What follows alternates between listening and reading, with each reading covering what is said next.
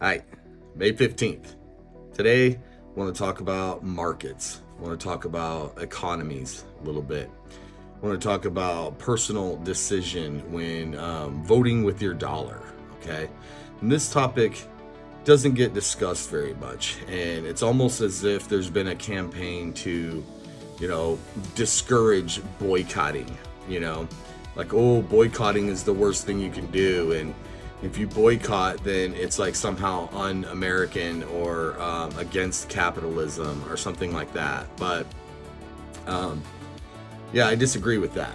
Okay, I think that when you vote with your dollar, you're voting for that company, and if that company fails you or fails to provide good customer service, if that company fails to provide the product at a quality that they used to provide, but the quality's gone down, it's your right to change companies and go somewhere else. I'll give you a prime example. Where I'm at, I won't mention the name of the company, but I have a coaxial style internet service, and it's advertised as 1 gig internet. That's what it's advertised as. It gets the job done, and it's not fiber optic, but and it's standalone internet, so I don't have any phone with it. I don't have any additional services with it. It's just the internet, and the price was $96 a month for unlimited. It advertised at 1 gig speeds, but whenever I hook up my computer and I run speed tests, I have never gotten higher than 360, maybe 380 megabytes per second on the download speeds. On upload, it's even worse. I mean, I rarely get 10, 20, maybe 25 on the upload. And, it's dishonest that they advertise 1 gig, and then when you call them and ask them about it, they're like, oh, well, it could vary and this and that, right? They never want to admit that they're outright lying to you for what you're getting. Like, never once have I ever got 1 gig speeds. Not once. So today, what happened is my internet went out. And I did some, hunting around. I reset my router, and I'm like, okay, well, the service is just it's down. So I go to the website, and they say, nope, nothing's here. So I called them, and on the phone we're aware of the outage. We apologize, and we'll it'll be returned shortly. But they don't tell you when. They don't tell you anything about it. So I get online and I start looking around, and I find a deal for a Starlink, and a Starlink home kit for $120 a month, and they're going to send me the equipment for free. They're going to send me a free router with it. They're going to send me a free mini with the home kit. So I'll have a Starlink mini to be able to take with me on the road, to be able to go to the mountains, to be able to do whatever with. And all of that is $120 a month. And it's advertised speeds at 400 Mbps, And so I did some research, and I went on Grok, and I went on a few other spots. And from everything I can tell is that Starlink is advertising 400 megabytes per second, and people that are on that plan are running speed tests, and they are getting all of what is advertised. They're getting 380, 390, 400, sometimes even over 400. So, what does that tell you about the company? They're not lying to you. They're telling you, we're going to give you 400 megabytes per second. And then real world users are actually reporting that they're getting that, So today I decided to vote with my dollar. Okay, I ordered the Starlink. It should ship within a week or so, and I'll get it, and I'll update you guys later on this. But I'm planning on putting the Starlink on my house, and going with them. And then as soon as that's hooked up, I'll be calling this dinosaur company that's on coax that has shit service. It lies to you about the service that you're supposed to be getting and does not provide that. And yeah, I'll be calling them up and canceling them. And they can go extinct with the dinosaurs. And that's an example of how I'm going to vote with my dollar. Okay, it's time to upgrade. I'm making the move. I'm upgrading. I'm not condoning or advertising for Starlink. You should do your own research. If it works for you, then do it.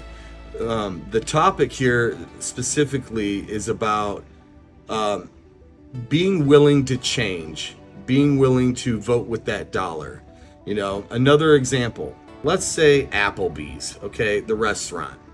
All right, you go to Applebee's, you sit down, you have bad service. Okay, well, what does that entail? It's important to attribute the problem to where it belongs. Was the food bad, right? Or was the service bad? Or was the environment bad? What exactly was it, right? Because if I go to an Applebee's and I get a not so great server, okay, but my food comes out and it's an okay price and I'm happy with the price and the quality of the food is good and the environment was good and the only real problem was the server. Well, that's whenever you make a complaint to the management and you go ahead and pay your bill or whatever, but then you let the management know that the service was not up to par. Okay, but you don't need to necessarily boycott their store, because you could go to a different restaurant and you could get completely different service. You might get way better service, right? So now let's go to fundamentals. What if you go to that same restaurant and the service is great, okay? The waitress is doing the best she can. The environment is maybe not so great. Maybe things look kind of disheveled, like it haven't been cleaned in a while. Maybe you get your food and your order is wrong, or your order is right, but the food just isn't that good. Okay, now we're looking at a foundational issue here, right? If they can't provide the advertised product at a good quality for the price that they agreed with, right? At that point, you have a breakdown in their system. Okay, they're defrauding you at that point. Okay, they're selling you, a $12 meal, a $13, $15 meal, and they are not providing on that. At that point, that's when you say, well, my service was really good, but that's not a good enough reason to keep going back to that restaurant. What I normally do, anytime I go to a restaurant and I get bad food, what I like to do is I say, okay, I'm going to give them a 1 month cool off. I won't go back for a full month. I make sure that I raise my concerns, because you can't expect management to do anything about anything if you don't point out where they failed you. So I make sure when I leave that I let them know I was dissatisfied with the food or the service or whatever, and I give them the opportunity to make it right if they want to, or if they just say noted or whatever, and then I may give it a month before I go back. On the second time that I go back to that restaurant, okay, if things haven't changed, then that's where I draw the line. And Applebee's is a good example, because I personally have not walked into an Applebee's in over 3 years. Okay, because the last 2 or 3 times I went into an Applebee's, and I used to travel, guys. I was on the road a lot and I was eating out, and after a while the fast food just gets to you. So you go to sit down restaurants, and I have options, and I had plenty of money to afford whatever. I could sit and have a $20, $30 meal every night. Okay. So I can vote with my dollar, and the last 2 or 3 times I went to an Applebee's, it was just horrible, right? The food wasn't very good. Something had changed there. And so I gave them a second chance, and at a different location even, and again, the food was not good. And that's what told me that they've changed on a foundational level. The food that they're providing is not where it used to be. It's changed. And so at that point, I made a decision that I would vote with my dollar and just avoid Applebee's. And, this has been going on for 3 years now, and it may go on forever. I'm going to have to see Applebee's come on TV and explain to me that they recognize where they were doing bad and they're going to do better, and they're going to have to convince me, and I might give them a try again, maybe, but probably not. They've lost me as a customer, and probably forever. You know what I'm saying? And that is exactly another example of what I'm talking about with voting with your dollar. Okay? And I don't want to get into politics too much here, but the same thing works with politics. Okay? If you voted for somebody and they got in there, and whether it's at the local level, whether it's at the state level, it doesn't matter what party lines there are. If they're not doing their job, they need to go, right? Personally, I think everyone that's in there that's a senator, everyone that's in there that's a congressman, if they have been in there for more than 2 terms, they are part of the problem. It doesn't matter what party they're in. It really doesn't. Because if you look at what's happened in this country over the last 8 years, and those are the people that were in there, then they are part of the problem and they need to go. All of them. Every fucking one of them. Okay? And that's not me saying, oh, vote Republican or vote Democrat or vote Independent. I'm saying, let's clean house, okay? Let's get rid of them. You had your shot, okay? You've been in there for 6, 7, 8 years and you ain't done nothing. Well, then get out of the way. Let somebody else come in there, okay? So what I'm personally going to do during this year's primaries, I'm voting the new guy. Doesn't matter what party he's in, I'm voting the new guy. I'm getting rid of the old guard. I'm getting rid of it. I want new blood in there at the local level. I want new blood in there at the state level. I want new people in there at the congressional, at the national level. That's what I'm doing. You do whatever you want to do. Let's not get into a big debate over who's right or who's wrong, because it just gets tribal at that point. What we can all agree on is they're all part of the problem. Every single one of them that's not actively working to help and fix things are out of control in this country. And if you're not in there and you've been in there for 8 years or more, you know, some of these people, I remember coming home from school, high school, and sitting down and turning the news on and seeing Chuck Schumer sit there and talk shit in Congress when I was in high school. I'm 46 years old, guys. Okay? That man needs to retire. Okay? He's part of the problem. Okay? And there are plenty other Republicans I could name that are also part of the problem. Those guys are out of touch with reality. None of them pump their own gas. They have no idea how much a gallon of milk costs. They don't know what daycare costs. They don't understand what we're dealing with. We need to send them home and let them go have a nice retirement in some beach house somewhere, and I don't really care what they do. But it's time for them to go home.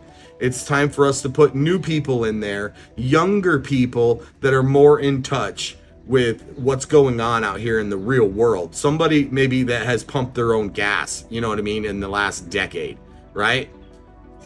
That's my thoughts on that. All right, we'll chop this thing up and we'll see how it goes, and hope you had a good week this week. I'm gonna wrap this up and not make it too terribly long for Friday.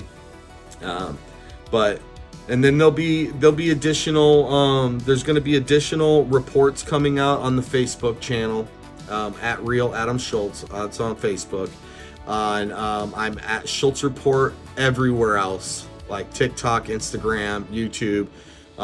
This thing will be cut up into smaller sections and be put all over those channels. The podcast is in the works.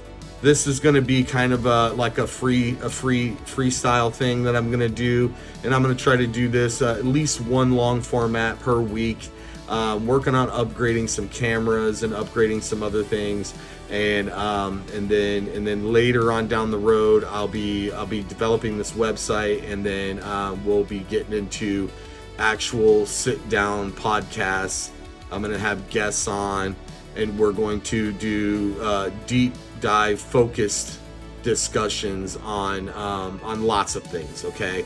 Whether it be AI, whether it be markets, whether it just be general life discussion, whether it be philosophy, I mean, there's really no subject that is off the table here, so we're not going to pigeonhole ourselves into one little corner or one little box. It's called Schultz Report. That's my last name.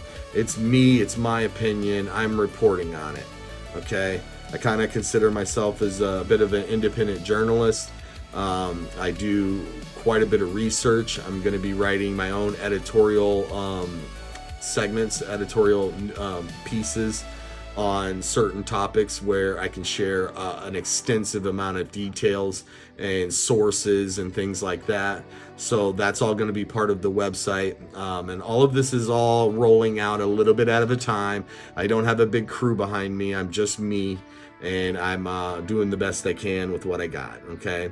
So with that being said, I hope you guys had a great week. I hope you have a good weekend, and we'll talk to you soon.